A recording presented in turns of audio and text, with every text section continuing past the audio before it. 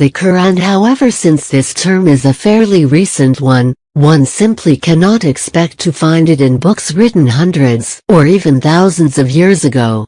Yet while some try to use its absence as proof that twin flames do not exist, these eternal lovers, also known as counterparts, or polar opposites, have actually been around since the beginning of time.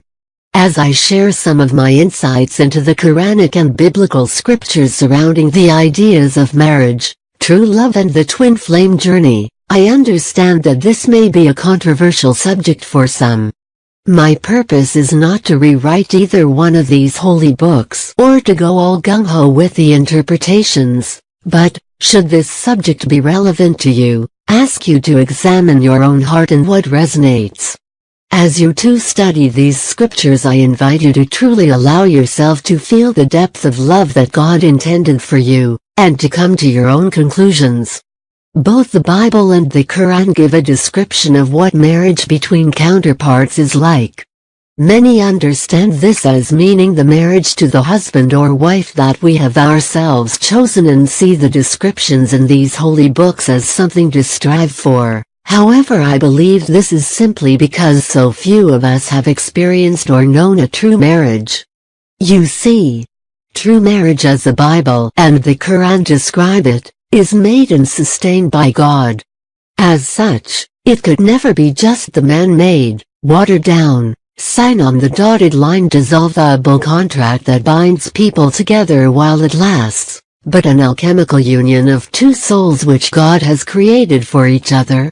As an act of worship, as a means to get closer to God and to fulfill the divine mandate, and ultimately, as the final step before the return home. Adam and Eve were the original counterparts, or twin flames. Both the Bible and Quran tell their story, however the accounts and the detail vary slightly.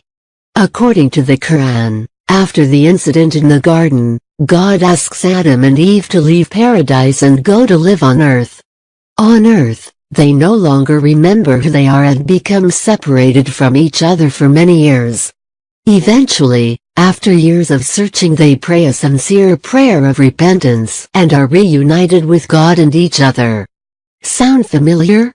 I love Adam's and Eve's reunion story because it shows the importance and power of heartfelt prayer, because if both counterparts sincerely call upon God to grant their union, then there is no reason why in divine timing it shouldn't. It also teaches us about patience, sabr. Many go through a similar journey here on earth.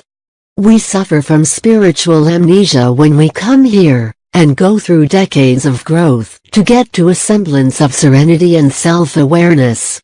Yet inside we still feel something missing. Occasionally we turn to God and seek a deeper understanding, a purpose, a reason for the pain. So how does this relate to twin flames? If we have been blessed to meet our twin flame in this lifetime, one of the significant touchstones on the path is the realization God has sent them to us to challenge us and to awaken us so that our one soul could be guided back into its original state of oneness. The way the twin flame does it is by pushing us on a deep journey of self-discovery and self-realization, an essential step for every God-created union. Both the Bible and Quran agree that the way for us to know God and to truly understand His Word is to first come to an accurate and full knowledge of ourselves. This is relevant to the twin flame journey in so many ways, because the connection to your twin flame is the connection to the self. If a man wants to see himself, he looks in the mirror, right?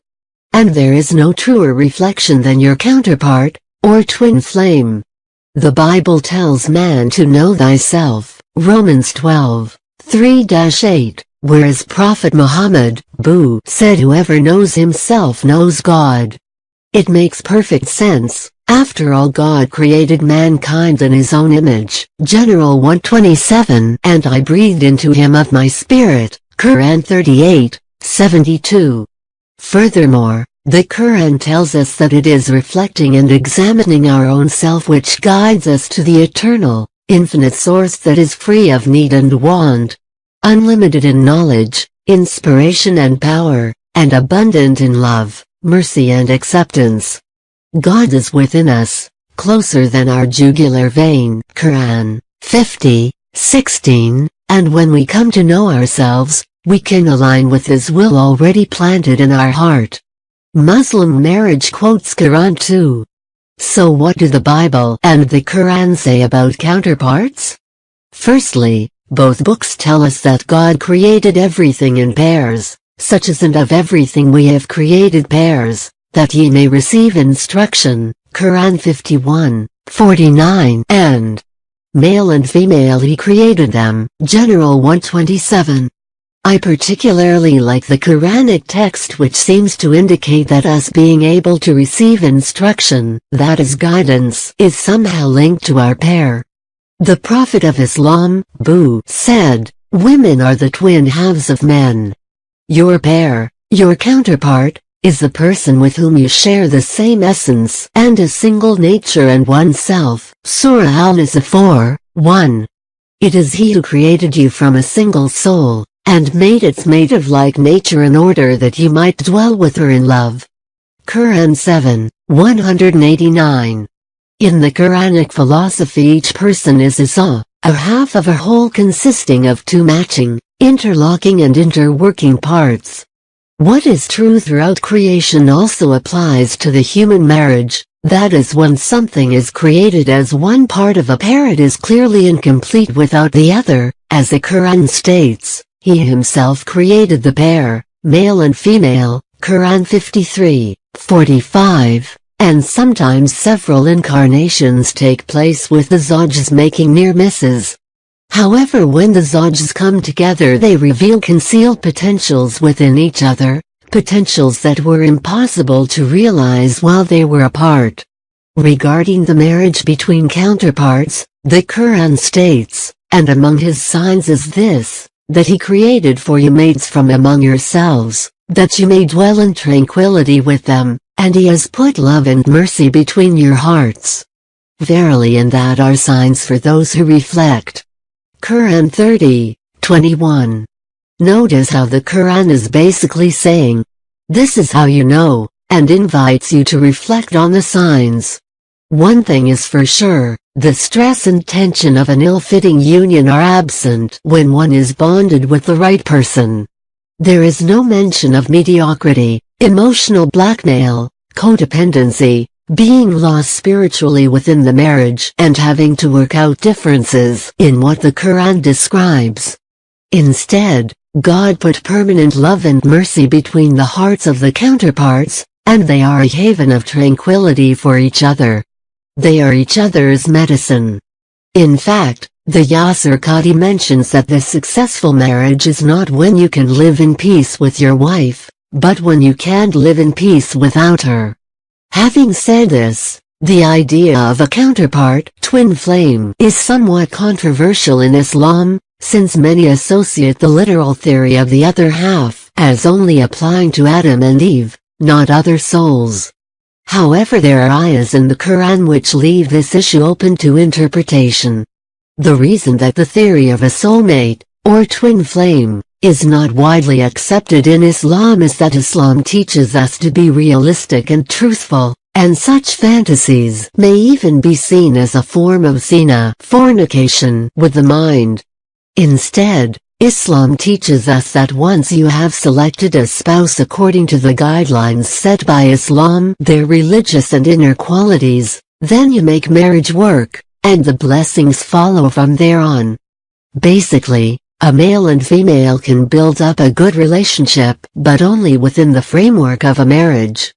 Anything else is haram, forbidden. Basically, your spouse is your soulmate. However, beyond the Islamic guidelines is the deeper truth found in the Quran which closely reflects that found in the Bible. It is the truth of connection, of union. When God intends a man and woman for each other, they join together and become one. They are no longer two but one flesh, Matthew 19:6. That it is. They become yoked together, end of story. Being one with someone or not cannot be faked, denied or ignored permanently. No person, No event, no act, no decision can ever pull apart such a union, whether these two get to live their lives as husband or wife or not. Whether they are part of each other's lives or not. Therefore what God has joined together, let not man put asunder. Matthew 19:6. True counterparts, through the merging of their energetic fields, know that they carry a part of the other so tightly entwined within their being that it would be impossible to untangle one from the other, or God from what is between them. They are bound together for eternity. Their spiritual growth always a reflection of the other. Follow the next chapter.